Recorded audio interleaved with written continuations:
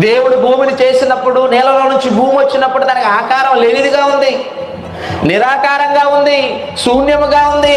అలాంటి ఆకారం లేని భూమికి గుండని ఆకారం తన హస్తాలతో ఇచ్చాడని మనిషి తెలుసుకున్నాడంటే తెలుసుకోలేదే.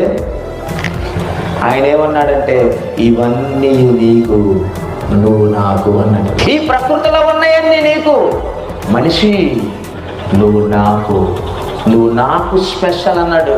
ఇవన్నీ నీకు స్పెషల్ అన్నాడు. అంతేనా? ఇవన్నీ నువ్వు అనుభవించాలి. అనుభవిస్తూ అనుభవిస్తూ నువ్వు నా కొరకు లోబడి బ్రతకాలి అని దేవుడు ఆశిస్తే ఆయన ఆశకు భంగం కలిగిందట. ఏంటంటే, ఎందుకంటే ఇదిగో ఆయన ఆజ్ఞలకు లోబడక ఆయన తీర్మానం ఏం చేశారు? తృణీకరించారట. తృణీకరించారు. అప్పుడు ఏం జరిగింది? 11వ వచనం, బాధ చేతను, ఇనప కట్ల చేతను